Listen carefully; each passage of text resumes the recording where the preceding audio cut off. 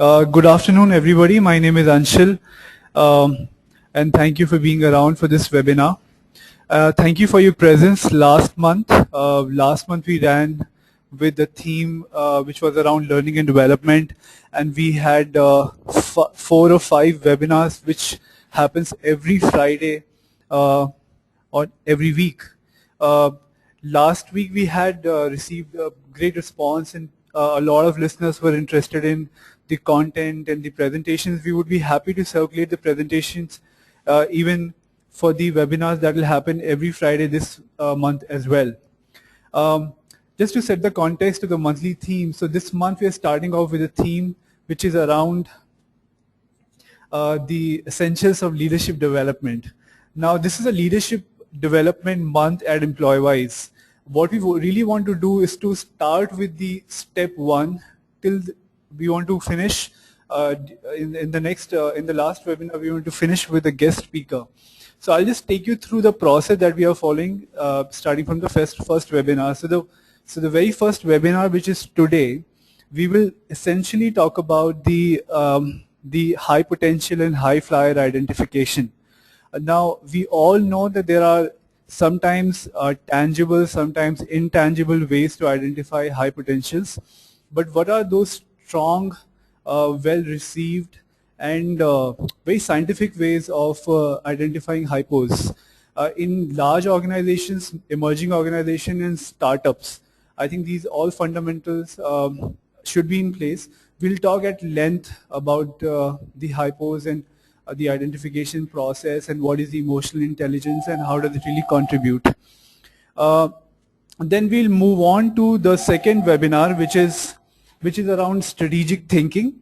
Now, strategic thinking again is essential part of leadership development journey, and we will look at various ways and means to develop the strategic thinking. What is the strategic thinking? How does it really help in leadership development? What if it's missing? What happens to a leader, and how does the journey doesn't really complete?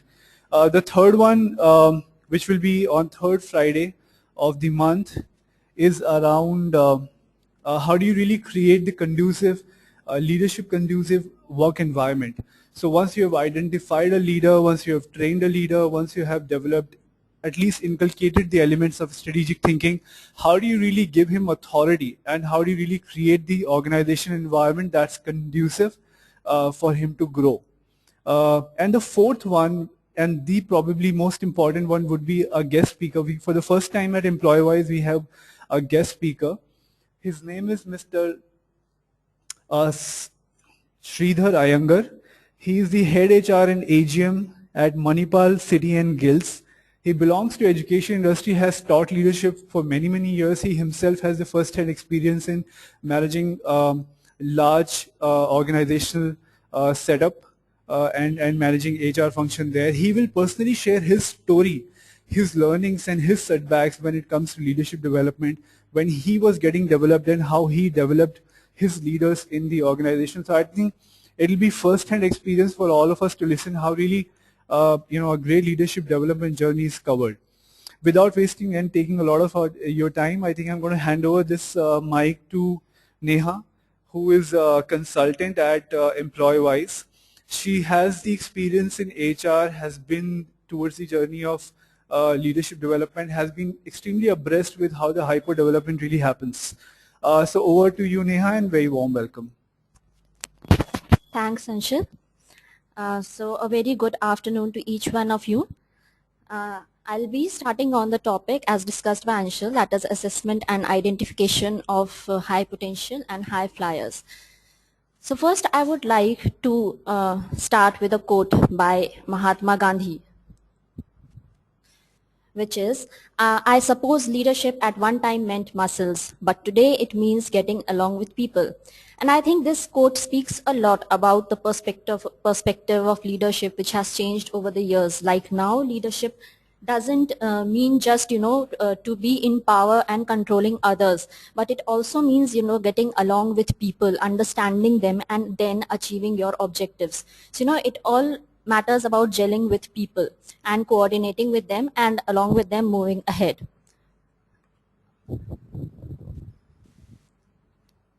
Now I shall discuss as to why is there a need for leaders, why the companies should identify leaders within their organization.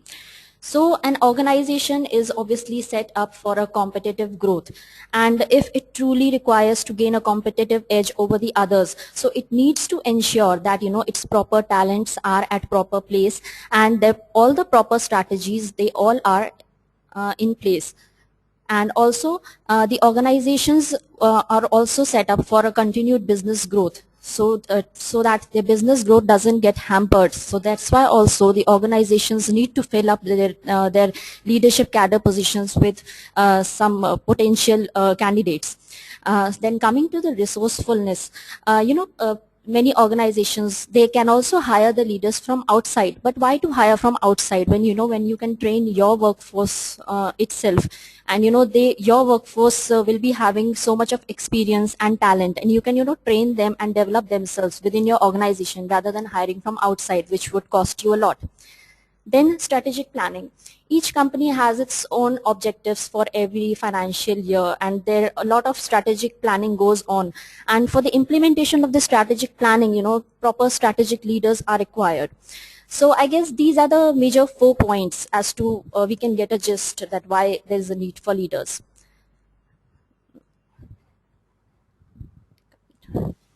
Now coming to the next slide, if I don't discuss about the formal procedures which go into the identification of high potentials. So if a line managers, they roughly want to point out some candidate as to, okay, that he can be a prospective leader within an organization. So there are a few questions which, the manager can ask themselves, like whose advice is sought most often on any particular topic. Secondly, which candidate responds most promptly to the requests from their peers.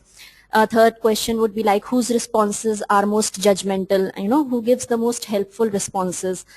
Fourth question can be like who is most likely to reach across the organizational boundaries, who comes up to aid a colleague.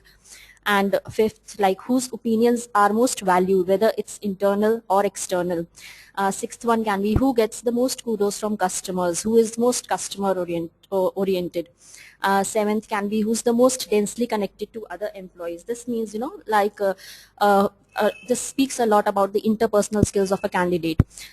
Eighth question can be who's generating the most buzz outside the company, who is most honorable kind of candidate. Ninth can be who consistently demonstrates real thought leadership. And the last one can be who seems truly critical to key decisions. So now let me come to the point as to what potential actually means. So discussing about the basic components of potential, they are like the level of drive and ambition which a candidate possesses, the focus of that drive and ambition, whether it is fully engaged or not. Then there are some intellectual components which are described as the ability to learn, which depends on each individual. Then also there are the basic component includes certain specific competencies, especially those which are associated with leadership. And if talking about what accelerates potential, it would be the experience and the development interventions. Now, as I'll be discussing here the major 4 leadership skills which usually the potential leaders have in common. So as the tectonic plates of an organization framework, they continue to shift, there is updated leadership skill list. It should be there that defines that that these are the 4 major factors which all high potential leaders should have in common. So first one would be the ambition. The ambition to dedicate time and hard work as well as to persevere and climb the organization ladder. Then would be the ability. Ability over here means to stay on track. This has many subcategories which would include communication skills and learning from their mistakes as well as the others' mistakes. Then coming to the agility, it would be to adapt and improve. Now this agility again breaks down into the following categories, which is mental, people, change and results. Mental would be like high potential leaders, they always stay curious and they streamline confusing operations. People agility would be hypos, they never cease to grow as people or to help others grow. Then change agility would define that these people continuously keep experimenting and they do not get bogged down by failure. Results agility would mean that they have teamwork skills and they are open always to new ideas and environments. Then the fourth one, the fourth skill would be a solid and consistent track record of success. Now, every year, I guess the companies should use this list to identify the high potentials and also, thereby help them in fully developing their potential, maybe with a 2 or 3 year agenda.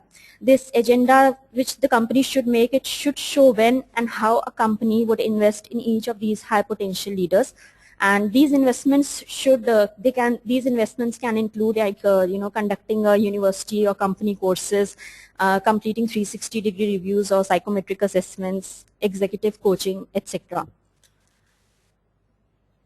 Now, before you go forward to identify the high pose within your workforce, I would like to speak about some of the tips which the managers should keep in mind. So the first one would be like avoid comfortable cloning, which means that usually people tend to hire those people only and they tend to promote those people who remind them of themselves, means who have a similar thinking. But the most courageous and effective act would be to choose those people who have a different background and a different perspective, because one can only learn through diversity and not through looking at yourself in the mirror all the time. Then the second point which I would be speaking on is stylistic invisibles. Now, what are they?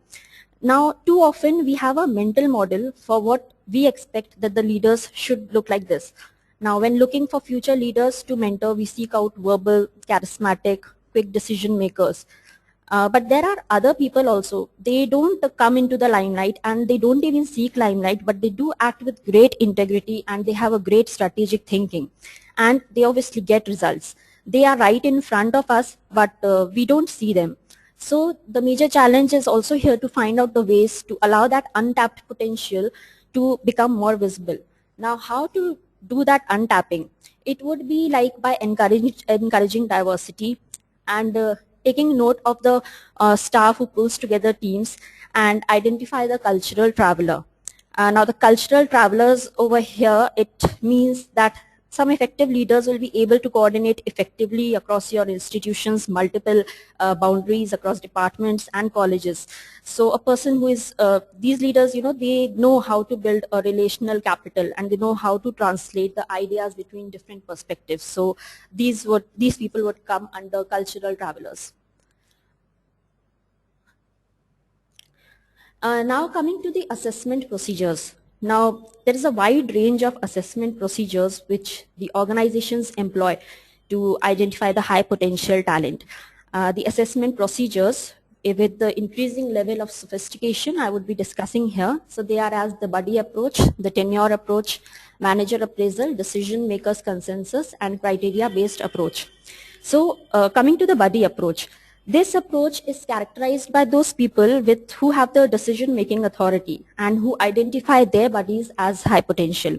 And the comments used by these decision makers that characterize this approach would be like, say, oh, John is a very good guy, we should plan on promoting him.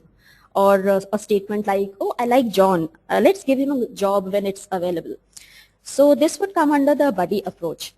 Then coming to the tenure approach, this approach is characterized by promoting or identifying the employees that have been with the company from a longest period of time. So the general theory would be that the person has paid his or her dues by staying for such a long in the company. So another rationalization for this approach would be that the employee, because of his or her longevity with the company, must have acquired that appropriate knowledge, skill, and ability to be successful in a more critical role. Coming to the third one, which is the manager appraisal approach. This approach is characterized by having a manager identify a subordinate for promotion or special development based on the manager's independent judgment of what a high potential means. But in this approach, managers are usually left to their own devices to develop criteria from which they will base their decisions. The fourth one is decision makers consensus. This approach again is characterized by the decision makers meeting. They meet as a group to discuss the employee suitability for promotion or a special development. Although better than the previous approaches, there is usually little in the way of criteria to help come out with what is meant by potential. So this can result in unproductive or inaccurate decisions. So then the last one, criteria-based approach. This approach is characterized by having certain criteria which will articulate as to how a high potential employee behaves. So decision makers are required here so that they can use their certain set criteria to identify the talent and as well as to justify the choices. So typically the assessment tools are used to help measure the criteria, and examples of such tools are multi-rater feedback, that is the 360 degree, and assessment center. So coming to the identification of the high potential criteria. Now, the managers should be deciding as to what, based on what criteria, they should be identifying the high pos. So criteria, I would say, it refers to the qualities, characteristics, the skills and the abilities that an individual needs to exhibit to successfully perform the requirements of a given position. So to begin the process of identifying the high potential criteria, there is a series of questions which should be asked, like what does the company look like now, what is it at present, what will it look like in 2, 3 or 4 years timeline, down the timeline, what is the company strategy, what will it take to execute that strategy from a talent perspective, what positions will be critical in future, what will it take to operate in these positions, what type of people do we want in these positions, then what experience will they need and why, what knowledge will they need to possess and why, what behaviors and competencies would they be required to exhibit and why. So the answers to the question should produce high level criteria which are required to be successful in a given position or target positions. For example, the need to be strategic, adaptable, customer focused, etc. So this high level criteria will serve as a framework for the next step in the process. Now, making this high potential criteria measurable, this is again another aspect.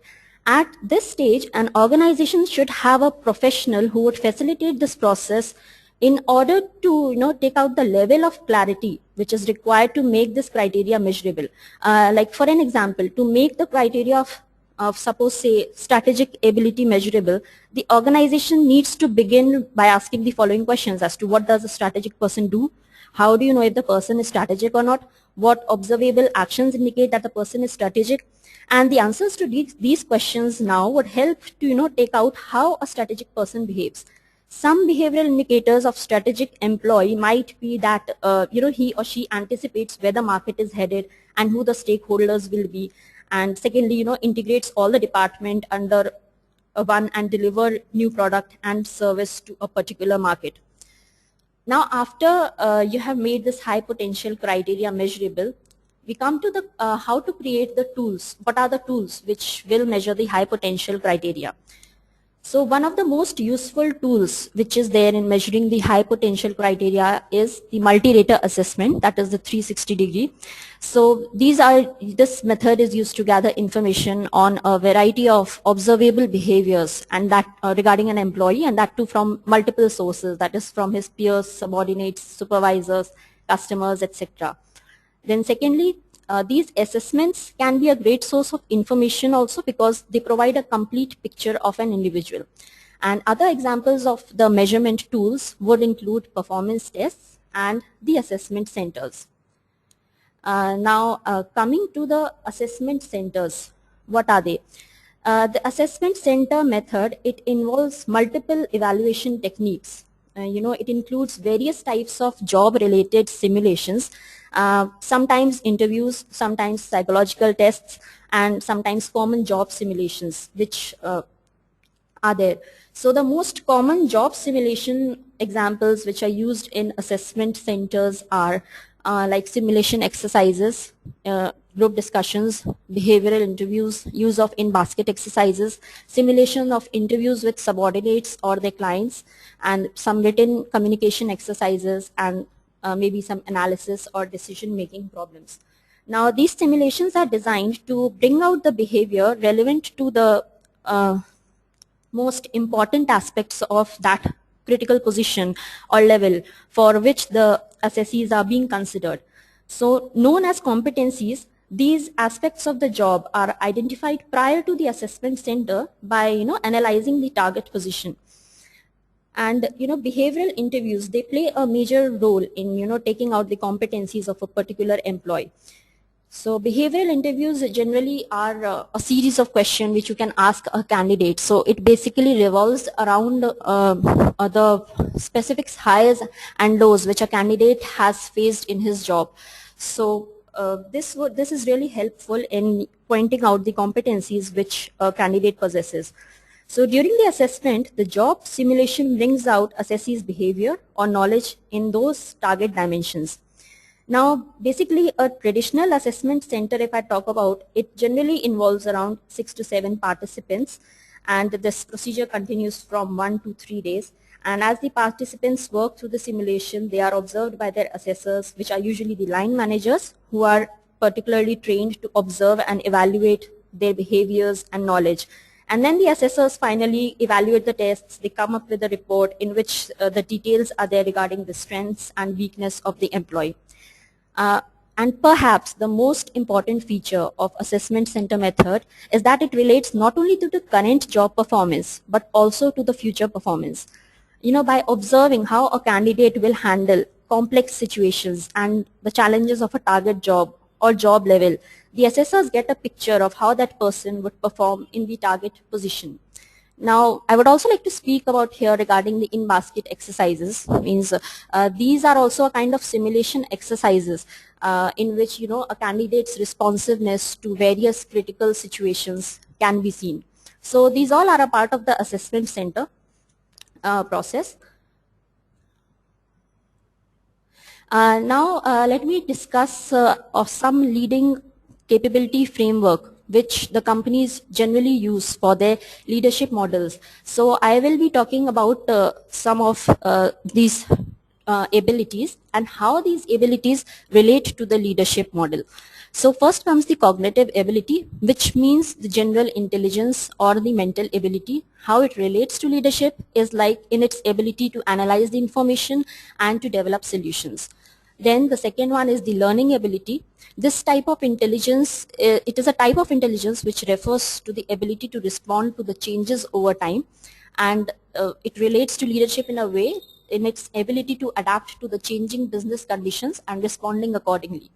Then is the cognitive complexity, which is again the ability to perceive and interpret the multiple and complex situations. So it again relates to leadership in a way to view situations from different perspectives and enable the leaders to tolerate and navigate through those complexities, conflicts, and all the chaos. Then comes the emotional intelligence. Now, I'll be speaking on this later, but just if I give a gist over here, it is a type of intelligence that refers to the ability to understand and respond to the emotions, and how it relates to leadership again in its ability to create a positive work environment based on the trust which allows for the achievement of strong business results. Then coming to the personality traits, it's a framework which provides the insight into a particular individual's needs, attitudes, motivations, and behavioral tendencies. And it relates to leadership in a way that the leaders which possess the following personality traits, like who are persuasive, competitive, dedicated towards a goal, resilient, and visionary, they tend to be always successful in achieving those business goals. Now, as I told you, coming to emotional intelligence, which I previously mentioned. Emotional intelligence generally it refers to a person's ability to understand, to respond to, and use the emotions in guiding workplace decisions. So the leadership literature suggests that emotional intelligence is instrumental in leadership building and in a business success because of its extensive impact on a leader's emotional style. So this theory of emotional intelligence, it was basically popularized by David Goleman with the publication of his book Emotional Intelligence. And according to Goleman research, leaders who have this high level of emotional intelligence, they can create a work environment in which, information sharing, trust, and risk taking and learning, all these things, they flourish, which in turn allows for an optimistic and productive employees, which lead to the desired business results. So the various EI models test which are there, they are for the following competencies and the abilities as mentioned here, like ability to perceive emotions in others, which is self-awareness, then assertiveness, self-confidence, empathy, which is self-regard, happiness and optimism, stress tolerance, impulse control, social skill, motivation, and trust, transparency, and authenticity. Now, coming to the next slide, I would like to mention here that what the employers should do uh, with their high potential candidates. So the first I would be speaking that they should reward them. They should reward them above the market, above the average and low potentials within the same work groups, and also make sure that they know it. The second would be to challenge them. They should take out some positions on projects, and they should place them in those positions so that they are able to communicate to the senior leadership and shine amongst them. So this would be like getting them into an organizational circle of trust. Third would be treating them differently. So the hypos, they always expect a lot, they want it, and they want appreciation. So treating them differently would basically take off your low potentials, and that's one good thing, because you need that your low potentials should be uncomfortable, because you are in charge of making your organizations better and not running a charity event.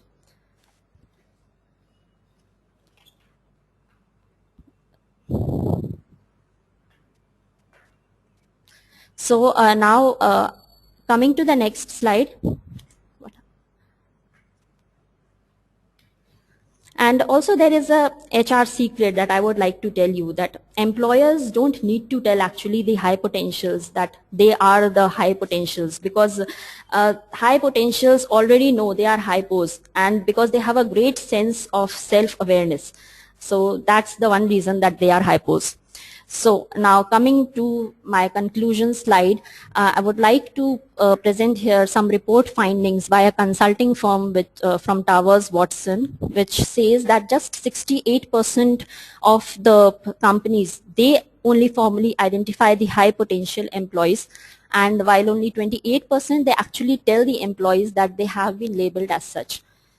So I guess promoting the talent within an organization, it not only will speak well for the future of the organization, but it will also encourage the multi-level investments on the part of the investors too, which goes well for the individual employees as well as the organization. So uh, I guess this will be the end of my presentation. So I would like to thank you all for attending the webinar, and now I will be handing over to this mic to Ambika. Thank you so much, Neha. It was indeed a very informative webinar and a very informative presentation. The platform is open for questions. If you have any questions, you can type in at the question box, which is at the left bottom, and we'll be happy to answer.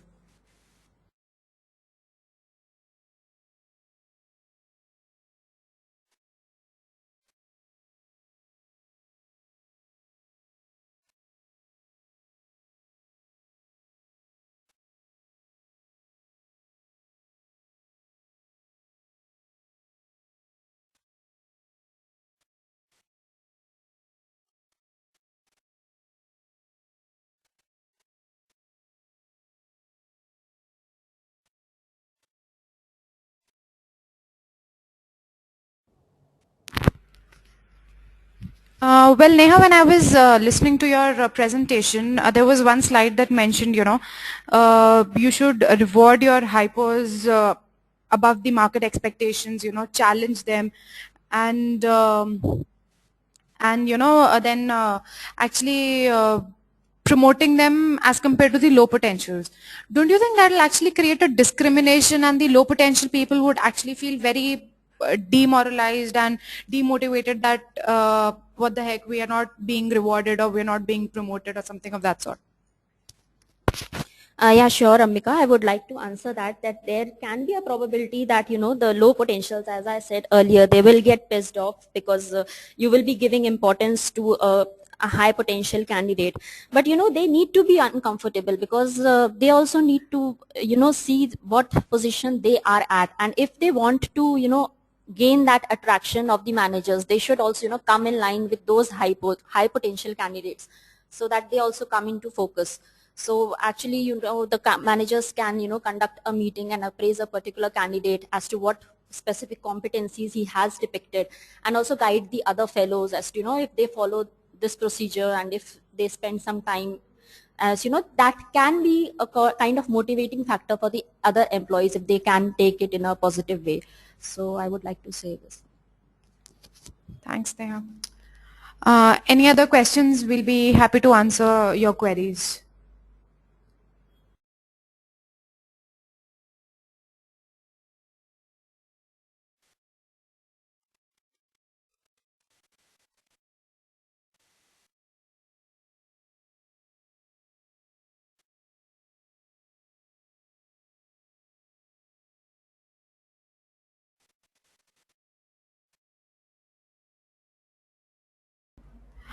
We have a question from Richa. She is asking if most of your population is overachieving their targets. How would you identify the hypos? Yeah, if most of the population is overachieving their targets, almost, you cannot promote each one of them. So like as I've discussed some assessment procedures in my presentation.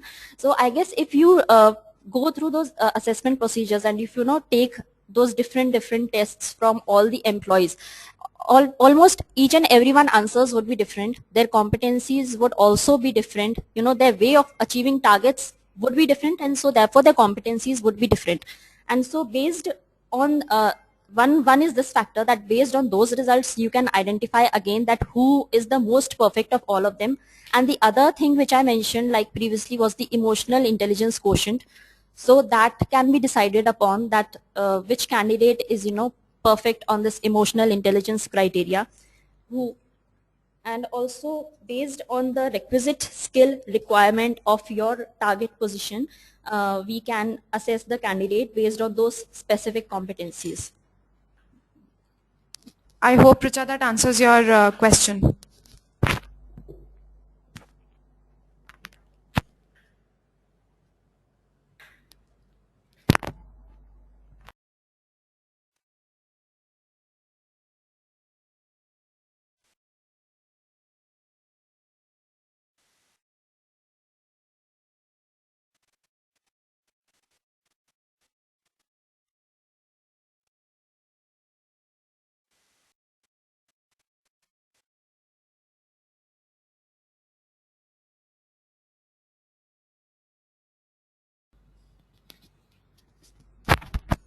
Hello Neha, I have a question for you. Suppose there are certain employees, like every person has a different level of potential. Okay, suppose there is a new joinee and he's not that much experienced, but I want that person, like that person I see potential, but it has to be converted. How can you do that? Like converting an average performer into a high potential employee.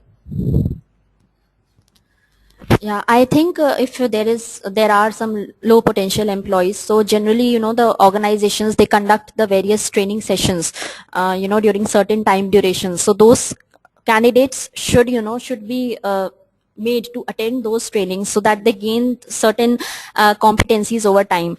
And if I guess that low potential candidate has that energy to come up and grow as a high potential, so he would surely be benefited by that training, and he will gain more extra competencies from those training sessions.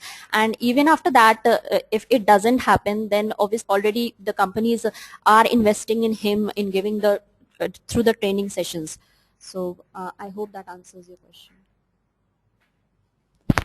See, Neha, many a time it happens that whenever you recruit a person into a company, you do see certain qualities, their educational qualifications. Many a times it happens that a person has passed out from a very good institute, but might not turn out into, but might not come up to your aspirations. And on the other hand, there's an employee who doesn't have such a good record, an average performer, but he performs good at work. So, what should be your take on this? I would also like to add to this, Neha, that certain times there are people who might be very good with their educational background. They might be scoring 90% or 95. Their thoughts into practicality and work accordingly. So, how do you think we can actually assess people because on those basis? I agree with you what all you all have said. So actually what happens that a person, maybe he has scored over 90% in his acads. He may, not outperform in the current job. So it actually happens because learning in a college or something, that is different, and then working practically on something, the roles get quite different. So there may be that they may perform low there. So that's why, the companies, they conduct training sessions at all the time. And so that they are able to gain those competencies and increase their knowledge on those particular aspects of their job. And if after all this also, if the candidate is not able to pick up those qualities which are relevant to his or her job, then obviously there are many fallouts from the company, because there is no point keeping a candidate who does not possess those competencies which are relevant to your target position, because these are some inherent qualities which a person possesses. And if a person possesses it, we can either enhance it through the training sessions. And that's why we see that there are many fallouts from the company, because that is a mismatch of the job fit criteria. And if at all the candidates have more probable chances of identifying him or her as a high potential. Thanks, Neha. We have a question from Shilpa. She's asking that once the high potentials are informed and they're acknowledged that they're better than average people and they have the potential of exceeding, don't you think that retaining them would become a challenge? I don't think retaining them would be a challenge, because obviously high performers want that they should be appreciated and they should be coming into the limelight. And obviously the one who will give them this requirement that okay, we are identifying you as a high potential, so that will make an employee happy only, and he would be motivated that okay, I was a loyal employee and I got what I deserved. So I guess it would be a positive factor for the employee to know this, and he would want to invest more so that he can raise again in the organization, because he would feel that his organization has recognized his pure talents and his faith has come true. So that's it. We have a question from Richa. She's asking, if a high potential turns into a mediocre performer in spite of business growth, what corrective steps can be taken? If a high potential turns into a mediocre performer, what we can do is particular competencies which are required for that job. And also, keep him motivating, reminding him, of his past performances, and, just training and, showing the manager's faith on him that he was once an actual good performer and he can still do better. And maybe because there is some personal problem which is taking him down, so it would be better if the manager discusses and talks to them and ask what is it that is bothering him. So I guess here that emotional intelligence context would come into play. I hope that answers your question, Richa.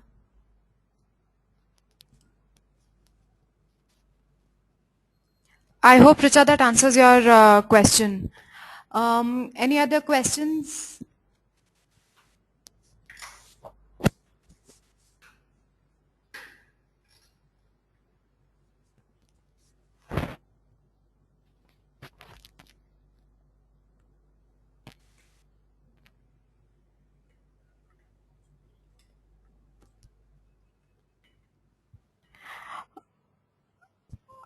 I feel there are no more questions at this point of time. Thank you so much, Neha, for this informative session. I am sure that our listeners actually gained something out of it and they enjoyed attending the webinar. Friends, if you have, okay, we have another question from Anushri. She's asking that many companies do human resources review. Is there any other tool or a process that a company can adopt? Anushri, can you please make your question a bit more clearer because I feel it's incomplete. You're asking this question in what context? If you could just make it a bit more clear.